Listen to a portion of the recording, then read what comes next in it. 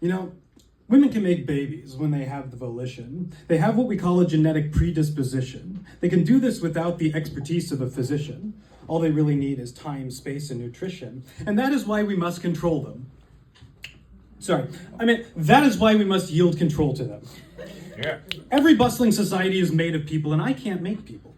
I don't know how, I haven't got the tools, and those of us who lack them shouldn't make the rules, much in the way that idiots shouldn't run the schools. For surely then the citizenry would all be made fools. Or perhaps that's the point, and has been all along. We don't want our boys to grow up smart, no, we want them strong. And only in body, not in the mind, they'll be easier to lead astray if first we make them blind. And you know, every civilization that has ever declined did so as a result of its men turning kind. Instead, we can teach our boys how to be cruel, romanticize wars and the age of the jewel. Tell them respecting women makes them uncool, because all women are bitches. That is the rule. Sorry. Cynicism got the better of me for a sec. Allow me to try again and keep that in check. Women are able to create new life. They can do so even without being a wife. And they don't just lazily magic some dust into man. It takes sacrifice, and not from a goat or a lamb, but from their own bodies. Their organs are used, and that is why they need and deserve the right to choose. If instead they sometimes just pooped out an egg and then could decide whether to leave it for dead, then a positive test would never generate dread and regret she didn't follow when all her friends fled. Who said, "We gotta get out now, girl, while we still can, before we can't walk around when not chaperoned by a man." We all know the first step's passing the national ban, but it'll get worse. There's much more to their plan. She laughed them off, said, "Don't be so hysteric. No man that I know would be so barbaric." And that was true, for she didn't seek them out online, the ones whose brains had pickled in the encelosphere brine. Sure, she'd heard rumors, but they all sounded benign. Weren't they just virgins who got together to whine? They vented, but couldn't really think of women as swine. Now she knows, but it's too late. She's in for a handmaid's fate. Whoops, apologies. That time the cynicism might have gotten even worse. I'm sure I'll get it sorted out in this next verse. Maybe the issue is I'm using a perspective that just isn't mine. Another man speaking for women, we're always out of line. I think the topic's acceptable, but maybe not the point of view. I'll refrain with my subjectivity, then keep pushing through.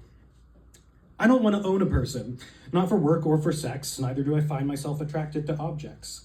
I don't know why I desire someone I think is lesser than, instead of an equal partner who would make me a better man.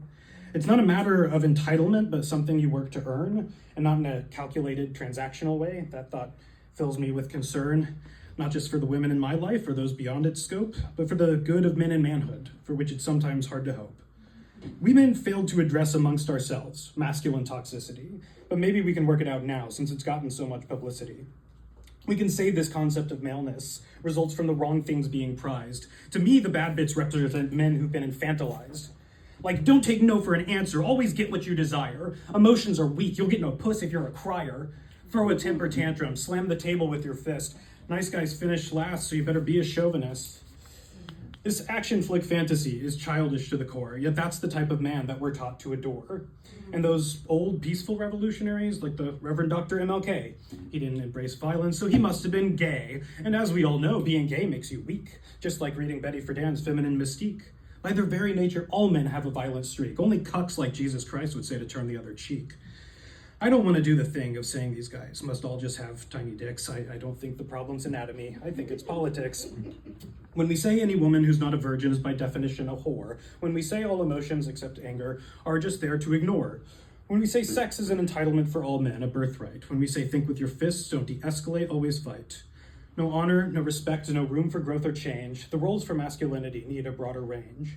You can't cover moral failings with the strength of your blows. You're pathetic if you can't correct the misogyny of your bros.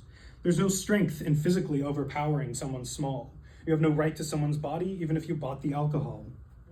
Roofie or not, if she's slurring, then she can't give consent. And sexual assault's always wrong, even when done by a president. Me Too wasn't about women, but a desperate cry that men start being better. I keep searching and hoping and praying for a trendsetter. Someone who could hear these words and not dismiss them as soft or sentimental, who could earn our blessed prefix, a man who's truly gentle, who doesn't feel the need to prove himself with angry, vicious acts, who doesn't seek to threaten, relying on the strength of moral truth and facts. This great man doesn't have to exist yet. We don't need him to currently be real, but we can all strive to live up to the standards set out by this ideal. Thanks.